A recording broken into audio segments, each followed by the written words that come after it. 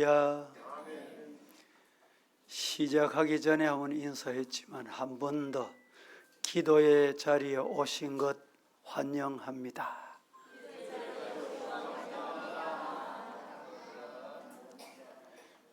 여러분, 오늘 이 자리에 어떤 마음으로 오셨습니까? 특별한 마음을 가지고, 비상한 마음을 가지고 오신 여러분의 마음을 주님이 보시고 계신다 믿습니까? 찬송 소리가 비상하면 다릅니다. 특별한 마음을 가지고 오면 아멘 소리가 다릅니다. 오늘은 기도로 자기를 이기자. 다 같이 시작. 우리가 사실은 누가 문제고 뭐가 문제고 환경이 문제고 없어서 문제고 하지만 가만히 뒤돌아보면 내가 문제입니다. 나를 이길 수 있는 방법은 우리에게는 없습니다. 기도만이 나를 이기게 하십니다. 기도의 사람라고 하면 조지 물러가 생각을 하게 될 것입니다. 잘 알듯이 조지 물러는 일평생 5만 번 기도 응답을 받았다고 우리는 알고 있습니다.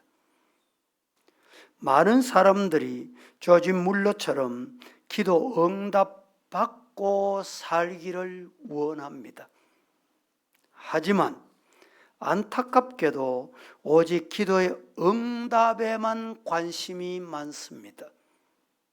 기도 응답을 많이 받으면 부와 명예와 성공적인 인생을 손에 쥐는 것처럼 생각합니다. 5만 번 이상 기도 응답을 받기까지 과연 조지 물러는 얼마나 많은 기도를 드렸으며 얼마나 많은 시간을 하나님께 바쳤는가 라는 것을 우리는 한번 생각해 봐야 합니다. 조지 물러가 지금까지 이 땅에 살고 있다면 5만 번 이상 기도 응답을 받았다는 것을 절대 자랑하고 있지는 않을 것이라 저는 그렇게 믿습니다. 왜? 하나님은 조지 물러의 기도에 적절히 응답해 주셨을까? 어떻게 조지 물러는 5만 번이라는 기도의 응답을 받았을까라는 말입니다.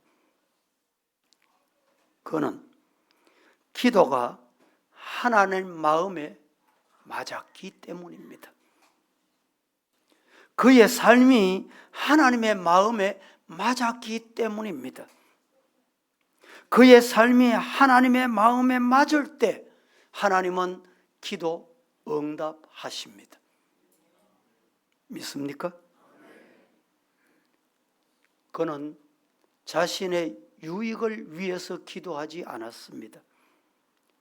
고아원 운영을 위해서 어린 영혼을 불쌍히 여기는 마음으로 기도했습니다. 그리스도인이 된 이후에 물질에 공급하시는 분은 오직 하나님 한 분이시다. 이것을 알았기 때문에 그 하나님께 기도했습니다. 그런 믿음을 가지고 오늘 이 밤에 우리도 기도의 사람이 되기를 축복합니다. 기도를 많이 해야 응답받는 것은 아닙니다. 특별한 기도 노하우가 있어야 되는 것도 아닙니다. 정말 기도의 응답을 많이 받고 싶다면 오늘 소개한 이 조지 물러와 같이 따라하십시다. 하나님이 기뻐하시는 삶을 살자. 할렐루야. 기도에 응답받는 방법은 여기에 있습니다. 하나님이 우리를 보시고 기뻐하시면 돼요. 우리의 기도는 이 땅에서 행복하게 살고자 하는 바람들로 가득 차 있을 때가 있습니다. 우리의 삶의 목적이 이 땅을 향하고 있는 한 하나님의 나라 창고는 어떤 경우에도 열리지 않을 것입니다. 왜냐하면 하늘의 신령한 자원이 이 땅에 이기적이고 욕심 많은 사람에게 허비되는 것을 두고 보실 수가 없으신 하나님이시기 때문입니다. 오늘 본문에 다윗이 아말렉 군대 침입을 받아 집이 다 불타고 가족들이 사로잡혀 갔습니다. 얼마나 비극적입니까? 하나님이 선택한 이스라엘 나라의 지도자 다윗, 이방 나라, 이방 사신, 이방 군대에 의해서 집이 불타고 가족들이 다 붙잡혀 가게 된 무서운 사건이 벌어졌습니다. 거기다가 집이 불타고 가족이 포로 잡혀가는 것을 보고 그의 형제들, 가족들이 아우성입니다. 다윗을 죽이자. 다윗이 지도력이 잘못됐어. 아우성이었습니다. 그때 다윗이 뭘 했느냐? 위기에 처했을 때, 어려움을 봉변의 순간을 앞에 두고 있을 때 다윗이 뭘 했느냐? 여러분, 이런 상황이 놓여지면 자신을 컨트롤하고 통제할 수 있는 사람이 잘 없습니다. 포기하거나 원망하거나 물러서거나 될 대로 되라 자포자기하게 됩니다. 이건 자신을 못 이기는 현상입니다.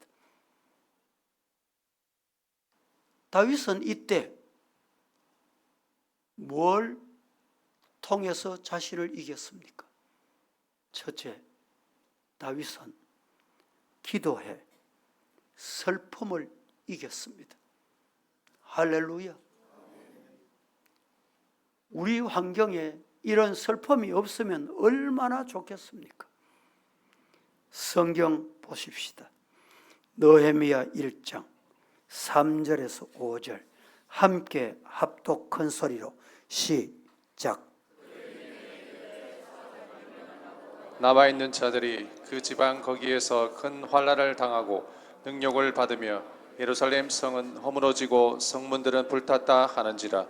내가 이 말을 듣고 앉아서 울고 수일 동안 슬퍼하며 하늘의 하나님 앞에 금식하며 기도하여 이르되 하늘의 하나님 여호와 크고 두려우신 하나님이여 주를 사랑하고 주의 계명을 지키는 자에게 언약을 지키시며 긍휼을 베푸시는 주여 간구하나이다. 느헤미야는 예루살렘 성이 허물어지고 성벽들이 불타는 소식을 듣고 심히 슬퍼했습니다.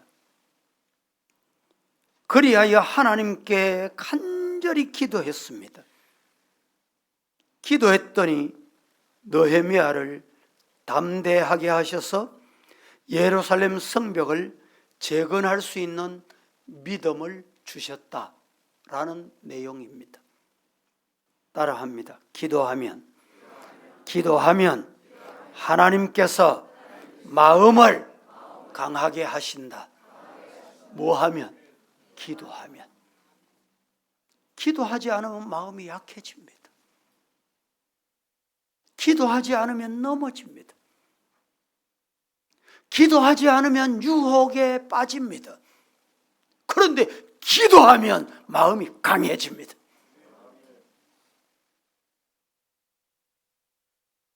따라 하시겠습니다. 기도하면 하나님께서 자신을 이기게 하신다. 믿습니까? 내 자신이 내 자신을 이길 수 있는 방법은 기도밖에 없습니다. 두 번째, 기도하면 어떤 일이 일어나느냐? 미움을 이기게 합니다. 할렐루야. 여러분을 방해하고, 여러분을 욕하고, 여러분을 못스럽게 하고, 이런 사람 미우시지요. 얼마나 밉겠습니까?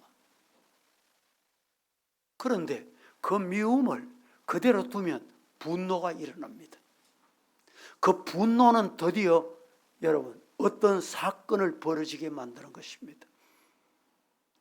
그러나 따라하십시다. 기도하면 미움을 이긴다. 성경 보십시다. 사무엘상 1장 7절에서 11절, 좀 길지만 같이 한번 시작. 매년 한나가 여호와의 집에 올라갈 때마다 남편이 그같이 하매 불인나가 그를 격분시키므로 그가 울고 먹지 아니하니 그의 남편 엘가나가 그에게 이르되 한나여 어찌하여 울며 어찌하여 먹지 아니하며 어찌하여 그대의 마음이 슬프냐 내가 그대에게 10아들보다 낫지 아니하냐 하니라. 그들이 실로에서 먹고 마신 후에 한나가 일어나니 그때의 제사장 엘리는 여호와의 전 문설주 곁 의자에 앉아 있었더라. 한나가 마음이 괴로워서 여호와께 기도하고 통곡하며 서원하여 이르되 만군의 여호와여 만일 주의 여종의 고통을 돌아보시고 나를 기억하사 주의 여종을 잊지 아니하시고 주의 여종에게 아들을 주시면 내가 그의 평생에 그를 여호와께 드리고 삭도를 그의 머리에 대지 아니하겠나이다. 한나는 우리가 아는 대로 아이가 없었습니다. 그러나 버닌나는 아이가 많았습니다. 버닌나가 한나의 마음을 오늘 성경에 격분시켰다. 마음을 격분시키는 사람이 얼마나 미웠겠습니까?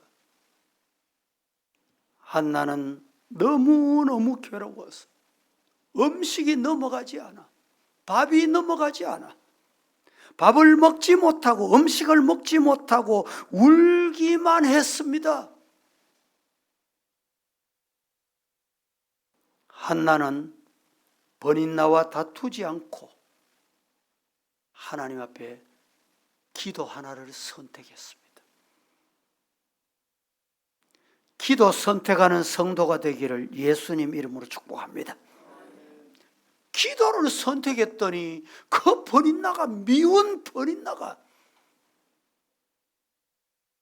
하나님의 은혜로 한나에게 하나님이 기도 응답해 주셨습니다. 할렐루야. 우리를 시기하고 질투하고 분쟁하고 여러분의 가정을, 우리 교회를, 주님 피 흘리신 몸된 교회를 헐고자 하는 불의한 인간을 보면 얼마나 미워요. 그 미워하는 시간에 우리는 뭘 해야 돼요? 기도하는 거예요.